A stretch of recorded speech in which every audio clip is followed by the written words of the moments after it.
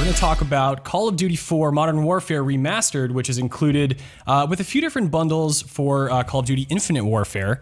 And you guys had a chance to play it recently. I don't play a lot of Call of Duty. As much as I love the campaigns, I actually really wasn't into it back then. How does it feel to revisit this game after, what is it, 6 years, 7 years? 9 years. 9 years? Yeah. Wow. Yeah, it's funny.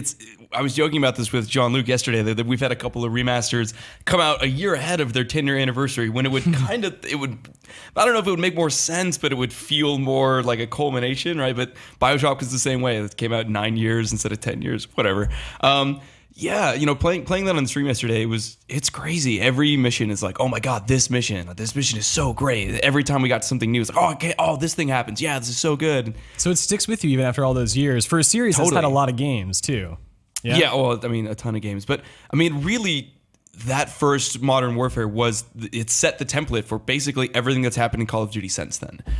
With the exception of, like, maybe the Black Ops games, because Treyarch really kind of found their own voice and did their own thing. But at least in terms of the Modern Warfare trilogy and even the games that have happened since then, like Ghosts, and I would assume to some extent Infinite Warfare, everything about those games was really established right away in Modern Warfare. So it's crazy to go back and play it and see just how fully realized that whole vision was just right out of the gate. How much of like the pacing and the set piece drivenness of it, like all these different ideas were there from the very beginning. It's so cool. What about Rob, for you? Like mechanically, does this game still feel like up to par with what we've had, since?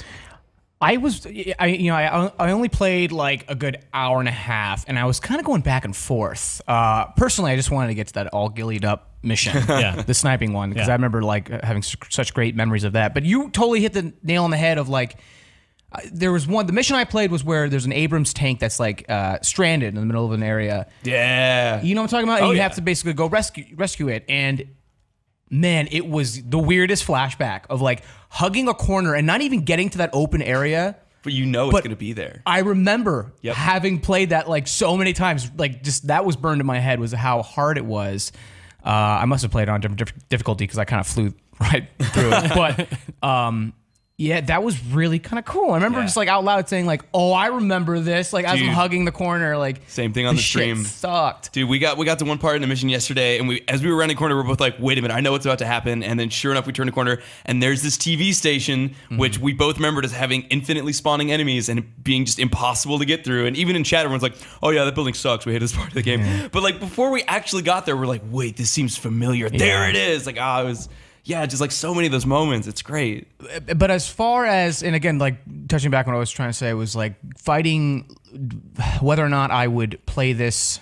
Like it felt like I was playing it more for nostalgia's sake. Okay. Like trying to imagine how impactful this game truly was at that time. However, I was not, it felt very arcadey, right? Like it was very much like the animations of AI. AI in general was pretty poor. They're just standing there shooting at you. And, there's sometimes I like to imagine, Call of Duty games over time have gone more realistic to an extent. Yeah. This just felt, again, very arcadey. It felt like I was standing up, with like a plastic toy, like shooting at guys, like in waves, and like the structure of certain areas was like, okay, now it's this type of layout. Now they're going to come in waves, or It just kind of felt like I was fighting myself on whether I was actually enjoying it or whether I was like playing a memory. But I will say that visually, it's pretty up to par. Like, yeah, they did a good job. The textures are revamped. It looks pretty good. I'd say there's like a lack of shadows here and there where it's like very obvious connections of polygons or like just walls. Like, okay, like that looks a little weird. But in general, it's fun. It was fun to see like Captain Price again. Yeah. And hear like him bark around a team and go through houses and stuff. There were a lot of cool moments that I just feel like it's just a nostalgia thing where it's like, oh, that's cool. I remember this. Okay, so on that point then, right? So this is part of a series of bundles that you can buy, Infinite Warfare. So how does that sit with you guys? Is that like maybe a good way to entice people that love a series to continue loving it and maybe pay a little bit more money, just for a dressed up version of an old game? Or is this kind of just an afterthought that you guys were happy to play with, but you might not go back to?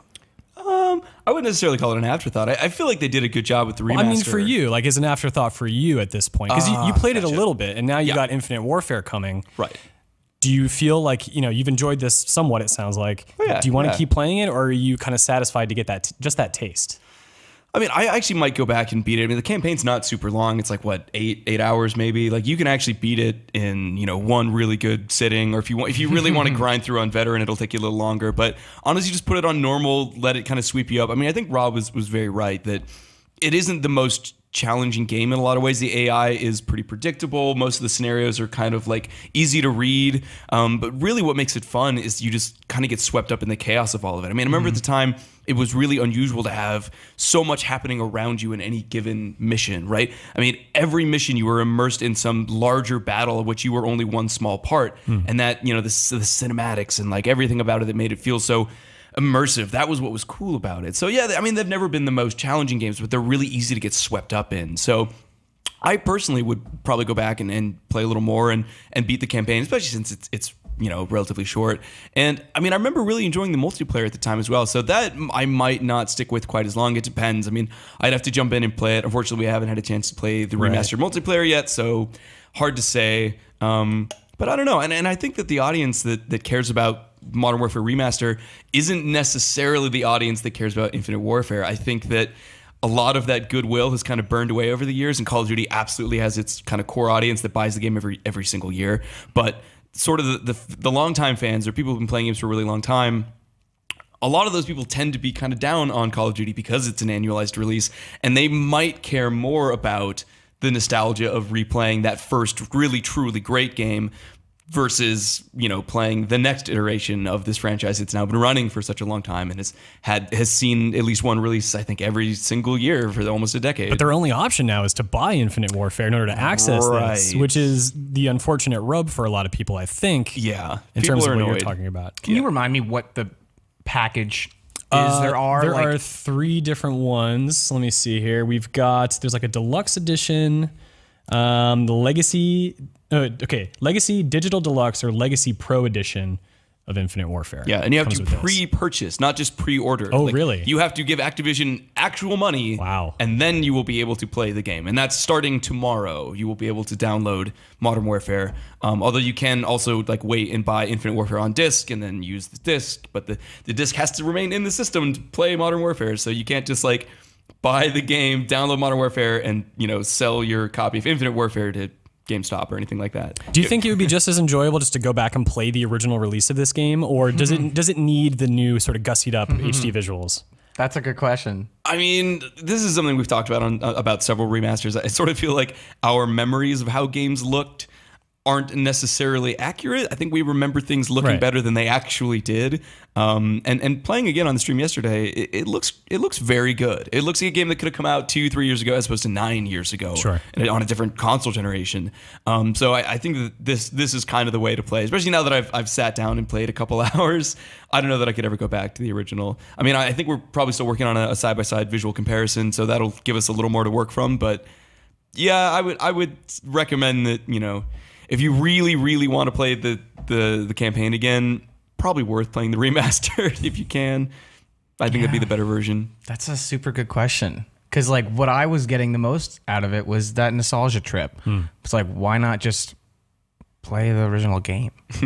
Why not, Rob? Why not is exactly right. Yeah, I mean, it does look pretty good. Again, it's like you're just fighting. For me, I was just kind of fighting my opinions of this. Like, oh, I guess this high-res explosion looks kind of good. Like, oh, that kind of looks good. It looks good. Oh, it looks good. I don't know. I was going back and forth, but I was enjoying that trip. It was cool. All right, remembering that game. Yeah. All right, well, those are our impressions of Call of Duty 4 Modern Warfare Remastered, which you can get if you buy one of the deluxe editions of the upcoming Infinite Warfare. That's a lot of Call of Duties and Infinite Warfares. Yes. If you're interested in this game, let us know in the comments below. And do you think that remasters are a good source of revenue or your time down the road?